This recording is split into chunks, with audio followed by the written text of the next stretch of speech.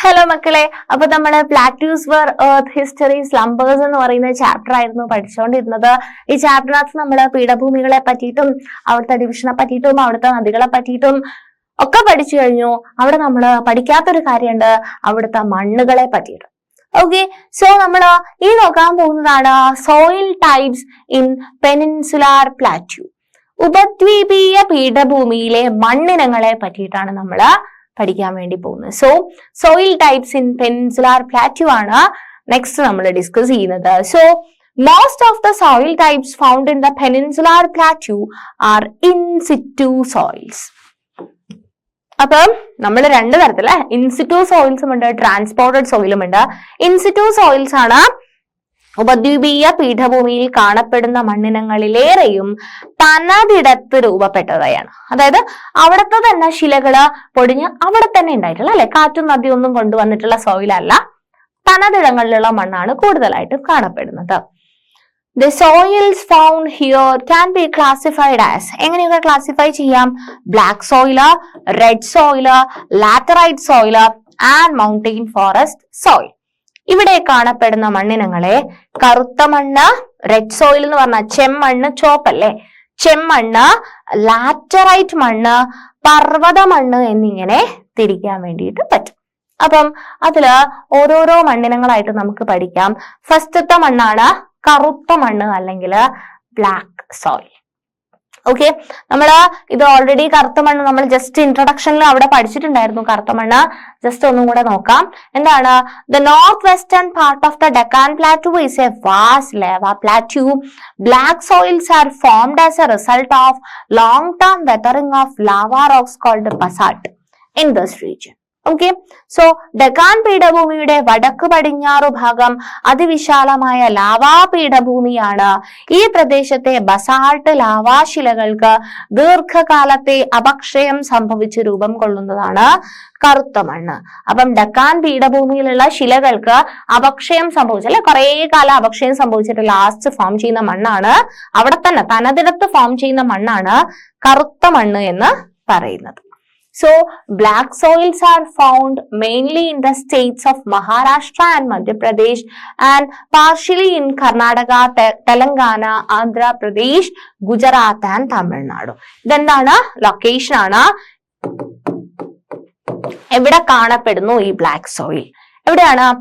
മഹാരാഷ്ട്ര, മധ്യപ്രദേശ് എന്നീ സംസ്ഥാനങ്ങളിൽ പ്രധാനമായും, ഏറ്റവും കൂടുതൽ മഹാരാഷ്ട്ര, മധ്യപ്രദേശ്, കർണാടകം, തെലങ്കാന, ആന്ധ്രാപ്രദേശ്, ഗുജറാത്ത്, തമിഴ്നാട് എന്നീ സംസ്ഥാനങ്ങളിൽ ഭാഗികമായും കറുത്ത മണ്ണ് കാണപ്പെടുന്നുണ്ട്. അപ്പൊ ഈ സംസ്ഥാനങ്ങളുടെ പേരുകള് ഓർത്തു വെക്കേണ്ടതാണ്. മഹാരാഷ്ട്ര, മധ്യപ്രദേശും മസ്റ്റായിട്ടും പൂർണ്ണമായിട്ടും കാണുന്ന മണ്ണാണ് ബ്ലാക്ക് സോയിൽ എന്ന് പറയുന്നത്.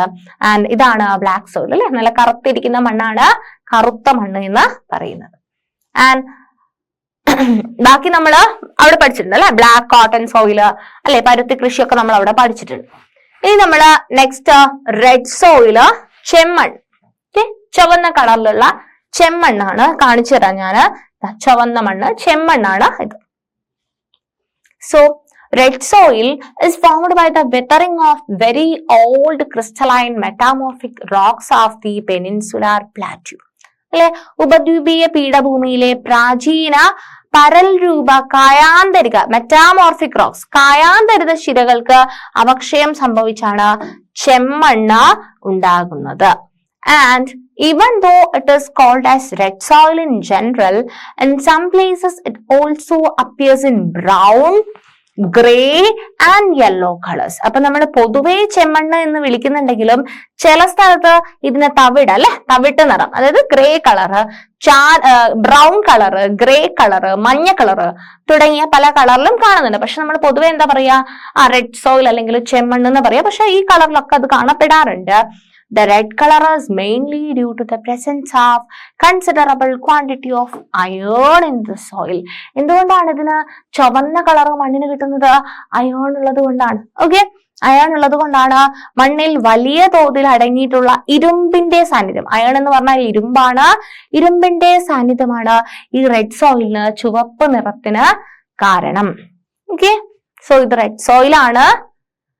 നെക്സ്റ്റ് അടുത്ത ടൈപ്പ്, അല്ലെ, ലാറ്ററൈറ്റ് മണ്ണ്.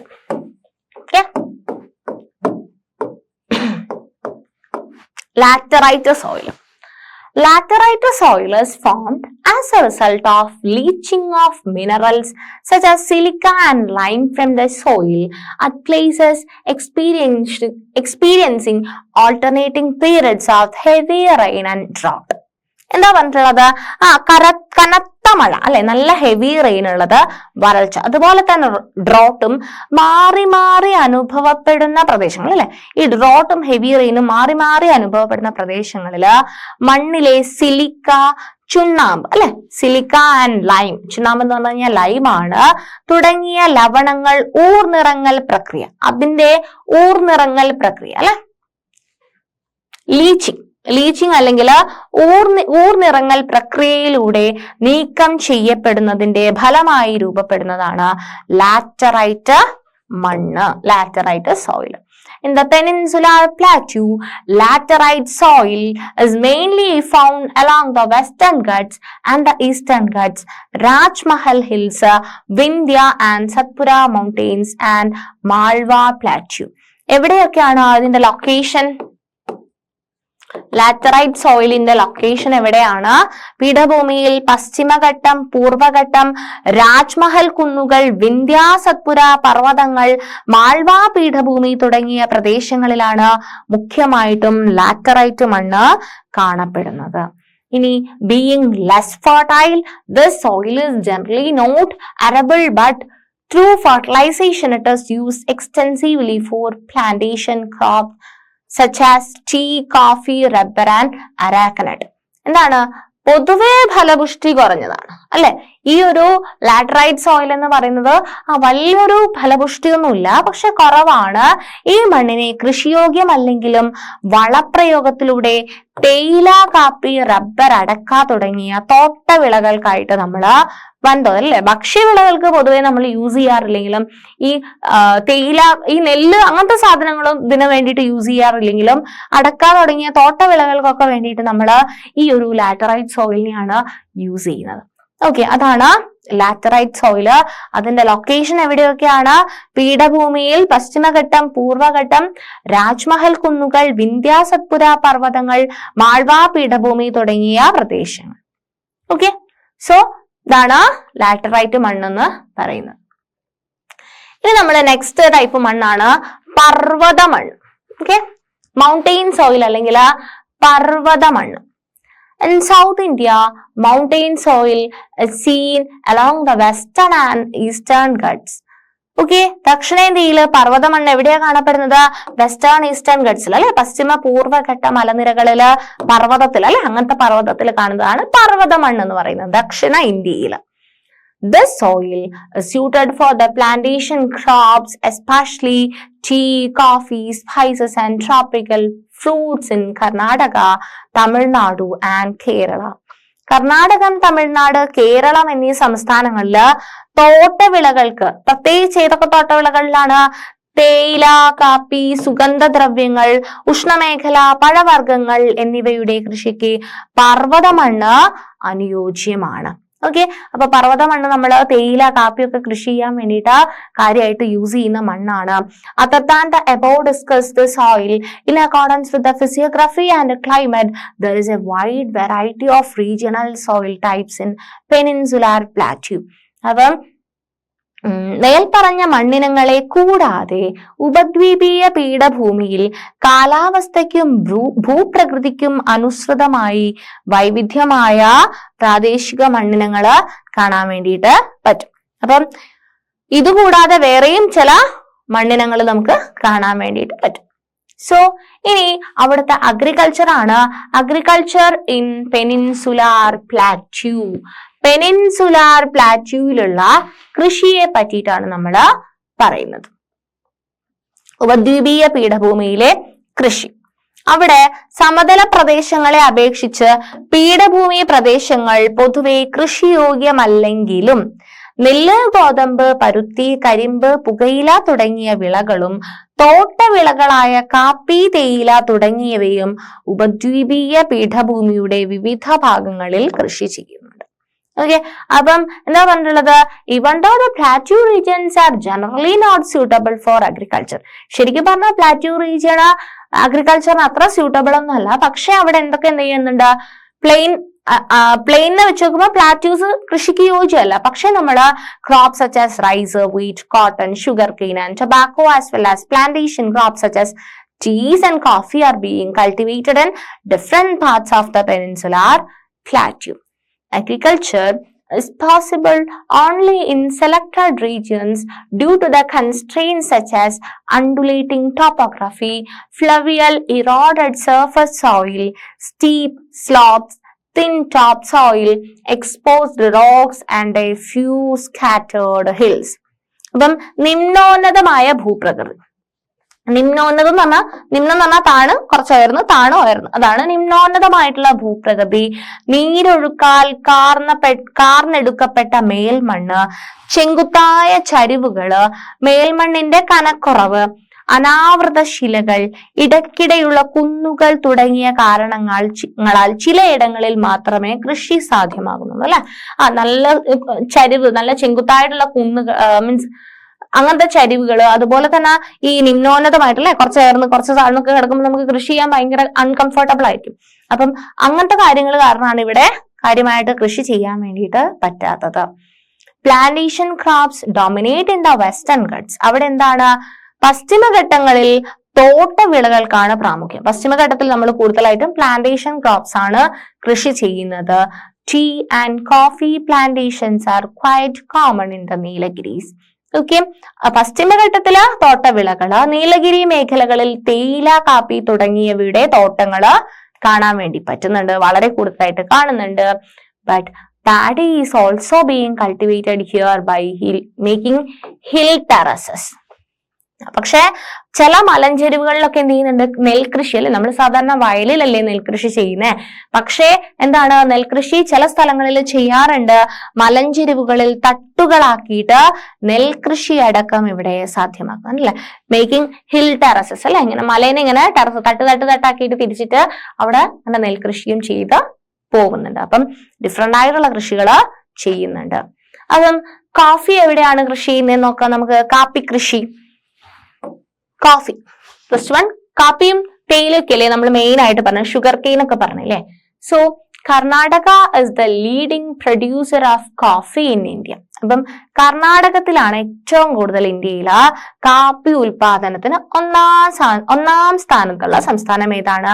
കാപ്പി കൃഷിക്ക് ഏറ്റവും പേരുകേട്ട സംസ്ഥാനം കർണാടകമാണ്. And the state owns about 49% of the coffee plantation. എത്ര ശതമാനം? കാപ്പി കൃഷിയുടെ ഏകദേശം 49%.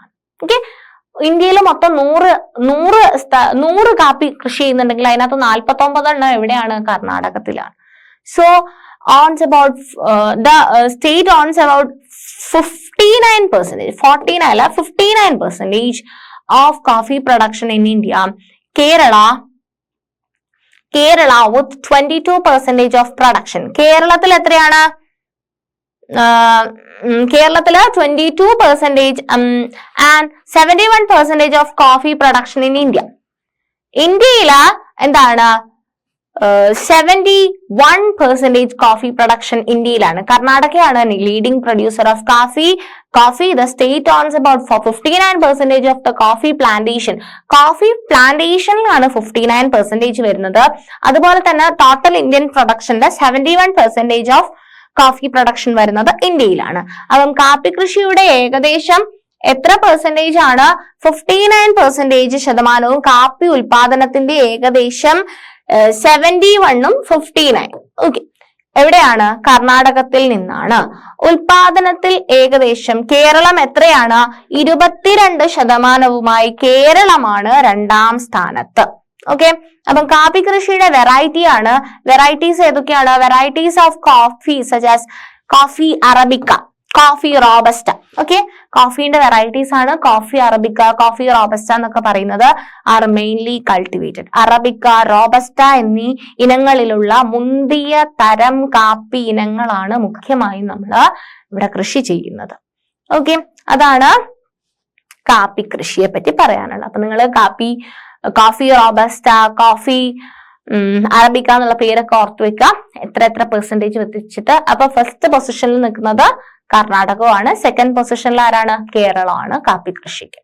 ഇനി രണ്ടാമത്താണ് തേയില കൃഷി അല്ലെങ്കിൽ ടീ പ്ലാന്റേഷൻ അല്ലെ. Tea plantations in the plateau are mainly confined to the Nilagiri hills and the western Ghats spreads over Tamil Nadu, Karnataka and Kerala. എവിടെയാണ്? പീഠഭൂമിയിൽ തേയില കൃഷി പ്രധാനമായും തമിഴ്നാട്, കർണാടകം, കേരളം എന്നീ സംസ്ഥാനങ്ങളിലായി വ്യാപിച്ചു കിടക്കുന്ന നീലഗിരി കുന്നുകളിലും പശ്ചിമഘട്ട നിരയിലുമാണ്. Okay, the region stands with 44% of the plantations and 25% of the total production in India. ഇന്ത്യയിലെ ആകെ എത്രയാണ്? 44. ഇന്ത്യയിലെ ആകെ 44% ഇന്ത്യയിലെ ആകെ ഉൽപാദനത്തിന്റെ 44% തോട്ടവിള വിസ്തൃതിയുടെ എത്ര പെർസെന്റേജ് ആണ്? The region stands out with 44% of the plantation and 25% of the total production in India. Being labor intensive, the sector provides a lot of employment opportunities both in plantation and in the allied institution. അപ്പം ധാരാളം തൊഴിലാളികൾ ആവശ്യമായതിനാൽ തേയിലത്തോട്ടങ്ങളിലും അനുബന്ധ വ്യവസായങ്ങളിലുമായി അനവധി തൊഴിലവസരങ്ങൾ അല്ലെ. അപ്പം തേയിലയുമായിട്ട് relate ചെയ്തിട്ട് അല്ലെ ഒരുപാട് ഈ ഒരു കൃഷി ചെയ്യാൻ വേണ്ടിയിട്ട് ഒരുപാട് ആൾക്കാർ വേണം അല്ലെ. തേയില കൃഷി അത് നട്ട്, അത് നനച്ച്, അതിനെ വളർത്തി, അതിനെ പരിപാലിച്ച് കൊണ്ടുവരണം അല്ലെ. അപ്പൊ ഒരുപാട് ആൾക്കാർക്ക് തൊഴിൽ കൊടുക്കുന്നുണ്ട്. അതുകൊണ്ട് തന്നെ ഈ ഒരു ഇൻഡസ്ട്രിയിൽ ഒത്തിരി ആൾക്കാർ ജോലി ചെയ്യുന്ന ഒരു മേഖലയാണ് തേയില. Okay, tea plantations. ഒരു സ്റ്റോറിയാണ്, ഒരു 7 coffee seeds that made history. അതായത് ചരിത്രം കുറിച്ച 7 കാപ്പിക്കുരു കൊണ്ട് എന്തൊരു ചരിത്രമാണ് ഇന്ത്യയിൽ വന്നിട്ടുള്ളതെന്നാണ്. Coffee cultivation in India was started by the later half of the 17th century. It was Baba Budan, a Muslim priest, who bought 7 coffee seeds from Arabia and started coffee cultivation in the hill ranges of Chikkamangaluru in Karnataka. Okay, അപ്പം കർണാടകത്തിലെ ചിക്കാമംഗലൂരില് ഒരു 7 coffee seeds വെച്ചിട്ട് ഒരു കൃഷി തുടങ്ങുകയാണ്. This region which is the birth place of Indian coffee is known as Baba Budan hills. അതിനെയാണ് Baba Budan hills എന്ന് പറയുന്നത് അല്ലെ. ഇന്ത്യയിൽ കാപ്പി കൃഷി ഇങ്ങനെയാണ് തുടങ്ങുന്നത്. അതാണ് ഇന്ത്യയിലെ ബർത്ത് പ്ലേസ് ഓഫ് കോഫി. എവിടെയാണ്? കർണാടകത്തിലെ ചിക്കാമംഗലൂരിലാണ് അല്ലെ. So coffee plantation and coffee industries developed further since the British rule. അപ്പം ഇത് 17th centuryയിലുള്ള കാര്യമാണ് പറഞ്ഞിട്ടുള്ളത്. അപ്പൊ കുറച്ചും കൂടി ബ്രിട്ടീഷുകാർ വന്ന സമയത്ത് കുറച്ചും കൂടി ഫ്ലറിഷ് ആയി എന്നാ പറയുന്നത്. സോ 17ാം നൂറ്റാണ്ടിന്റെ അവസാനത്തോടെയാണ് ഇന്ത്യയിൽ കാപ്പി കൃഷി ആരംഭിച്ചത്. മുസ്ലിം പുരോഹിതനായിരുന്ന ബാബാ ബുദാനാണ് അറേബ്യയിൽ നിന്ന് 7 കാപ്പിക്കുരുക്കൾ ഇന്ത്യയിൽ എത്തിച്ച് കർണാടകത്തിലെ ചിക്കാമംഗലൂരുവിലെ മലയോരത്ത് കാപ്പി കൃഷിക്ക് തുടക്കം കുറിച്ചത്. ഇന്ത്യയിലെ കാപ്പിയുടെ ജന്മദേശമായ ഈ പ്രദേശം ബാബാ ബുദാൻ കുന്നുകൾ എന്ന് അറിയപ്പെടുന്നു. ബ്രിട്ടീഷ് ഭരണകാലത്തും തുടർന്നും കാപ്പിത്തോട്ടങ്ങളും കാപ്പി വ്യവസായവും കൂടുതൽ വികസിപ്പിച്ചു. അപ്പൊ 7 വിത്തിൽ നിന്നാണ് പിന്നീട് ഇത്രയും ഗ്രാൻഡ് ആയിട്ടുള്ള ഒരു കാപ്പി കൃഷി വന്നിട്ടുള്ളതെന്നാണ് ചരിത്രം കുറിച്ച 7 കാപ്പിക്കുരുവിനെ പറ്റി പറഞ്ഞത്. സോ അപ്പൊ നമ്മൾ കാപ്പി കൃഷി ചെയ്യുന്നതിനെ പറ്റി പറഞ്ഞു, തേയില കൃഷിയെ പറ്റി പറഞ്ഞു. ഇനി നമ്മൾ നോക്കുന്നത് നെക്സ്റ്റ് ഷുഗർ കെയിൻ അല്ലെങ്കിൽ കരിമ്പ് കൃഷിയെ പറ്റിയിട്ടാണ്. കരിമ്പ്. Okay, sugar cane. Most favorable condition for sugarcane cultivation passes in the Deccan Plateau region, even though the northern plains dominates in the area of cultivation. ഉത്തരേന്ത്യൻ സമതലങ്ങളിലാണ് കൂടുതൽ കരിമ്പ് കൃഷി ഉള്ളതെങ്കിലും ഏറ്റവും കൂടുതൽ കരിമ്പ് കൃഷി ഉത്തരേന്ത്യൻ സമതലം അല്ലെ, നോർത്ത് ഇന്ത്യൻ പ്ലെയിൻസിലാണ് കൂടുതൽ ഉണ്ടെന്നുണ്ടെങ്കിലും കരിമ്പ് കൃഷിക്ക് ഏറ്റവും അനുകൂലമായ കാലാവസ്ഥ ഒരുക്കുന്നത് എവിടെയാണ്? ഡക്കാൻ പീഠഭൂമി പ്രദേശത്തിലാണ്. എന്തൊക്കെയാണ് ഈ ഫേവറബിൾ ആയിട്ടുള്ള കണ്ടീഷൻ, അനുകൂല കാലാവസ്ഥകൾ എന്തൊക്കെയാണെന്നാ പറയുന്നത്? ഫസ്റ്റത്തത് black lava soil in the Deccan plateau അല്ലെ. ഡക്കാൻ പീഠഭൂമിയിലെ കറുത്ത ലാവാ മണ്ണ് വളരെ ഹെൽപ്ഫുൾ ആണ് ഇവിടെ കരിമ്പ് കൃഷി നടത്താൻ വേണ്ടിയിട്ട്. അതുപോലെ തന്നെ tropical climate and long crushing season, ഉഷ്ണമേഖലാ കാലാവസ്ഥ, അത് കംഫർട്ടബിൾ ആയിട്ടുള്ള ഒരു ക്ലൈമറ്റ് ആണ്. അതുപോലെ തന്നെ അതിന്റെ വിളവെടുപ്പ് കാലവും. Comparatively high sucrose content in the tropical variety of sugar cane അല്ലെ. ദീർഘമായ ഉഷ്ണമേഖലയിൽ വിളയുന്ന കരിമ്പില് താരതമ്യേന ഉയർന്ന അളവിലുള്ള സുക്രോസ് അംശം. അപ്പൊ കൂടുതലായിട്ട് നമുക്ക് മധുരം അല്ലെങ്കിൽ പഞ്ചസാര കിട്ടുന്ന സുക്രോസ് ആണത്, കാർബോഹൈഡ്രേറ്റ് ആണത്, അത് കൂടുതലായിട്ട് കിട്ടുന്ന ഒരു കാലാവസ്ഥയാണ് ഇവിടെ ഉള്ളത്, ഡക്കാൻ പ്ലേറ്റ്യൂല് ഉള്ളത്. പക്ഷെ നോർത്തേൺ പ്ലെയിനിലാണ് കൂടുതലും കൾട്ടിവേറ്റ് ചെയ്യുന്നത്. പക്ഷെ ഇത്രയും ഫേവറബിൾ ആയിട്ടുള്ള കാര്യങ്ങള് ഇവിടെ ഡക്കാൻ പ്ലാറ്റ്യൂല് കരിമ്പ് കൃഷി ചെയ്യാൻ വേണ്ടിയിട്ട് അനുകൂലമായിട്ടുണ്ട്. എന്തൊക്കെ ഫാക്ടേഴ്സ് ആണ്? Black lava soil in the Deccan plateau, tropical climate and long crushing season, comparatively high sucrose content in the tropical variety of sugar cane. Okay, അപ്പം നമ്മള് കാപ്പി പഠിച്ചു, തേയില പഠിച്ചു, കരിമ്പ് പഠിച്ചു. ഇനി നോക്കുന്നതാണ് പരുത്തി. Okay, cotton. Okay, cotton. Even though cotton is a kharif crop, the cotton cultivation in peninsular India begins by the month of October and is harvested from January to May. This is because it is essential to have 7 frost-free months in the early growing period. എന്താണ് പറഞ്ഞിട്ടുള്ളത്? പരുത്തി എന്ന് പറയുന്ന ഒരു ഖാരിഫ് വിളയാണ്. പക്ഷേ ഇത് ഉപദ്വീപീയ ഇന്ത്യയിൽ ഒക്ടോബർ മാസത്തോടെ കൃഷി ആരംഭിച്ചിട്ട് ജനുവരി മുതൽ മെയ് വരെയുള്ള മാസങ്ങളിൽ വിളവെടുപ്പ് നടത്തും. കാരണം എന്താന്ന് പറഞ്ഞു കഴിഞ്ഞാല് ഈ പരുത്തി കൃഷിക്ക് വളർച്ചയുടെ ആദ്യത്തെ 7 മാസം അത് അവിടെ മഞ്ഞുണ്ടാവാൻ വേണ്ടി പാടില്ല. അപ്പൊ ജനുവരി മുതൽ മെയ് മാസം വരെയുള്ള മാസങ്ങളിലായിട്ട് അതിന്റെ വിളവെടുപ്പും നടക്കുന്നുണ്ട്. ഇതാണ് പരുത്തി കൃഷി. Cotton requires 21 degrees Celsius to 30 degrees Celsius of temperature. എത്ര വേണം ടെമ്പറേച്ചർ കോട്ടൺ കൃഷിക്ക്? 21 ഡിഗ്രി മുതൽ 30 ഡിഗ്രി സെൽഷ്യസ് വരെ താപനില വേണം. അതുപോലെ തന്നെ 50 to 100 centimetre annual rainfall, 50 centimetre മുതൽ 100 സെന്റിമീറ്റർ വരെ വാർഷിക വർഷപാതവുമാണ് പരുത്തി കൃഷിക്ക് ആവശ്യമായിട്ടുള്ളത്. എത്രയാണ്? 21 to 30 ടെമ്പറേച്ചറും അതുപോലെ തന്നെ എത്രയാണ്? 50 to 100 റെയിനും കിട്ടണം.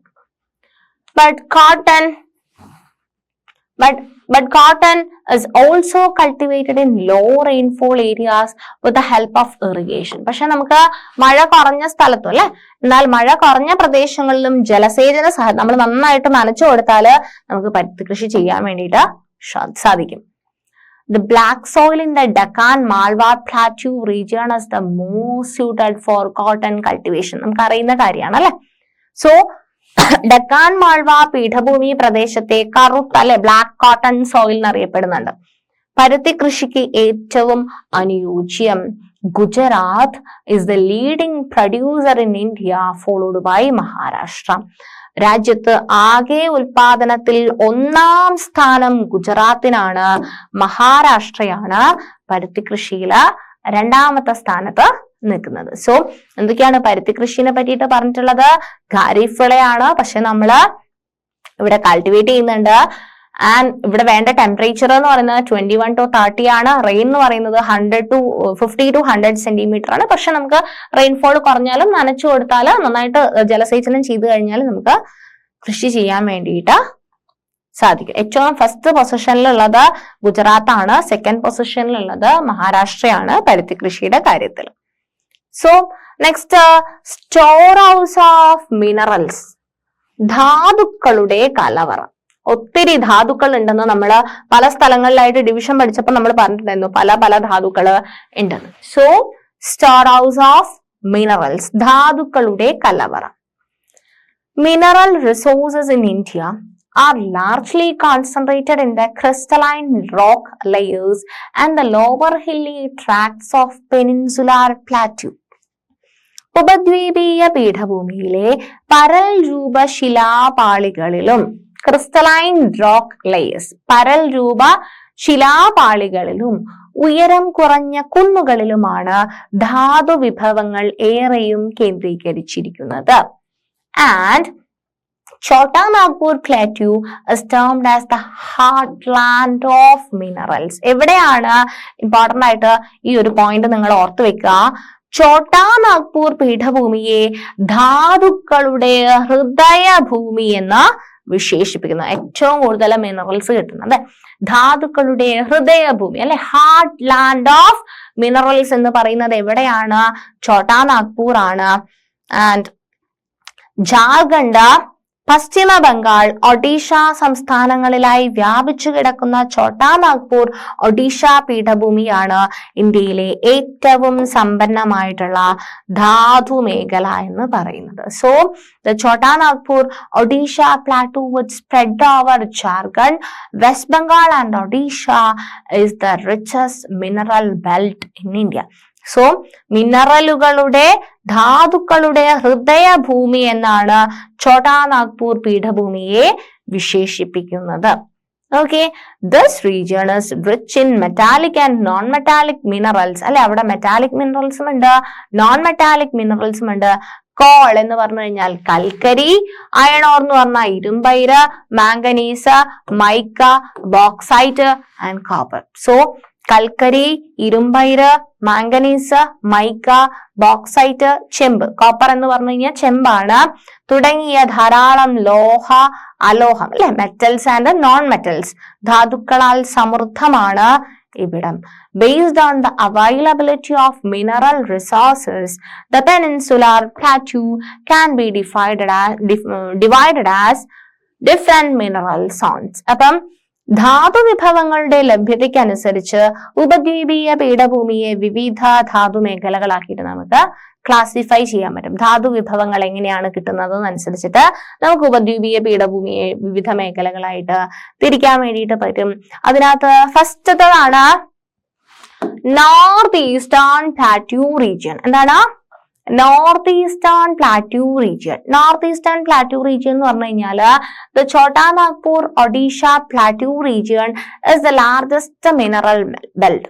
ഓക്കെ, സോ വടക്കു കിഴക്കൻ പീഠഭൂമി പ്രദേശം എന്ന് പറയുന്നത് ഏറ്റവും വലിയ ധാതു മേഖലയാണ് ചോട്ടാ നാഗ്പൂർ ഒഡീഷ പീഠഭൂമികൾ. And this region spreads over Jharkhand, West Bengal and Odisha. Minerals such as iron ore, manganese, mica, bauxite and copper are being mined in this region.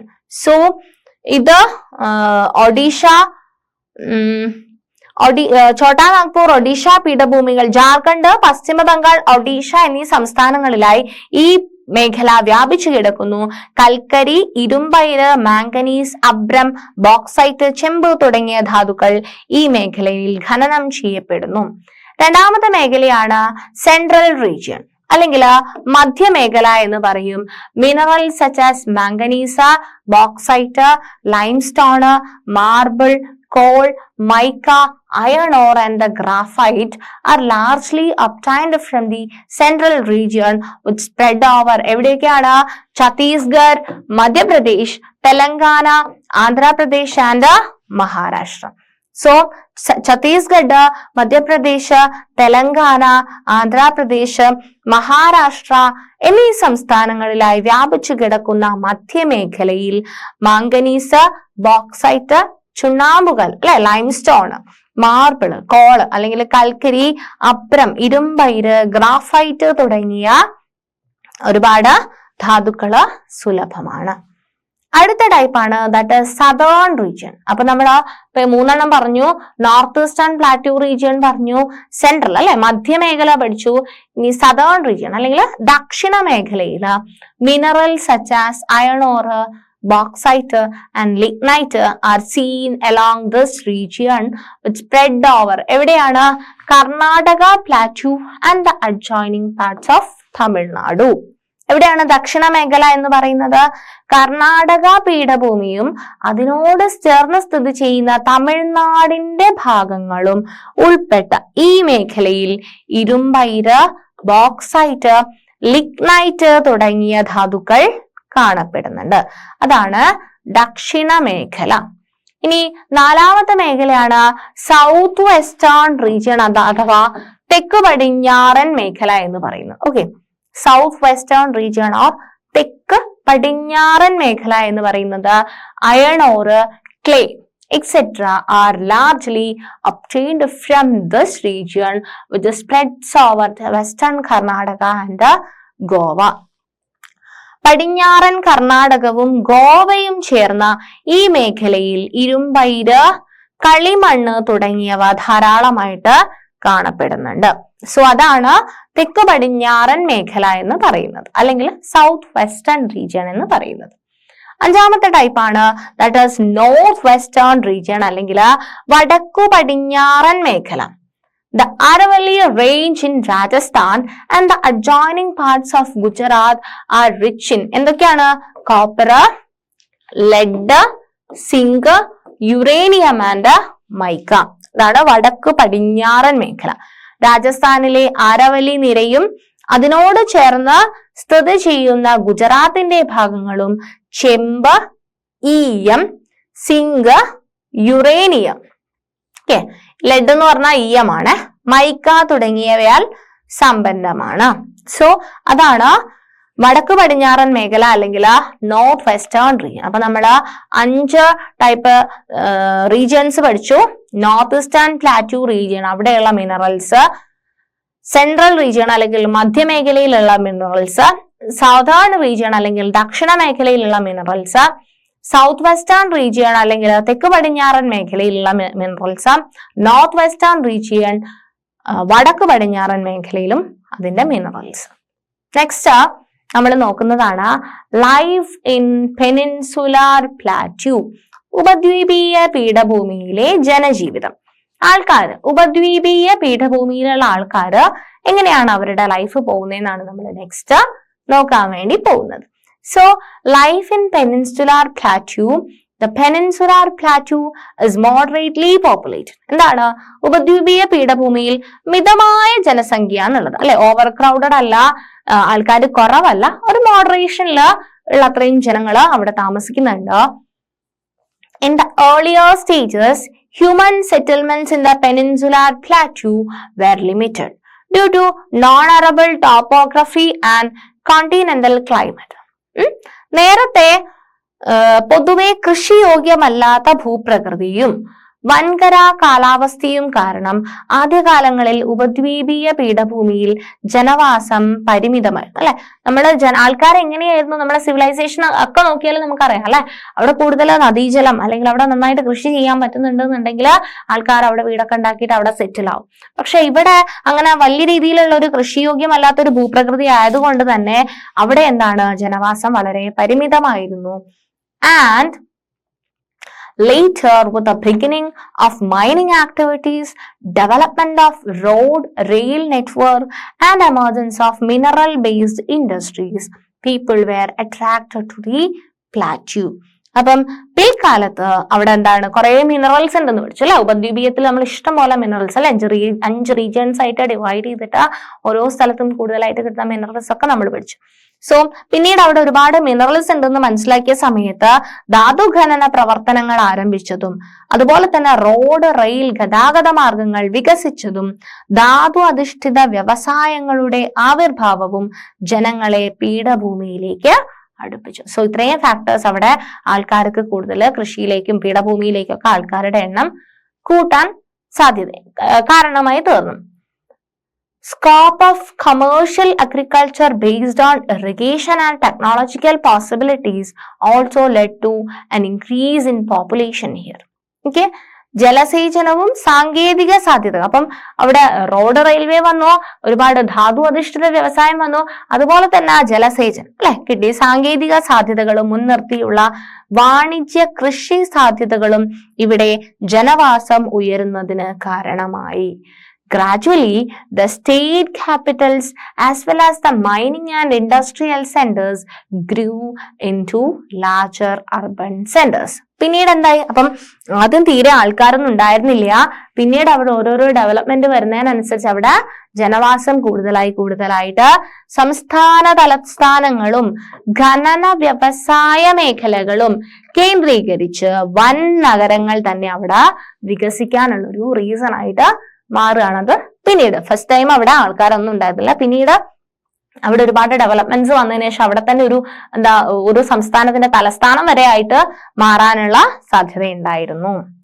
Peninsular Plateau is a perfect example for the human effort overcoming the physical obstacles through human resource development, thus making impossible things possible.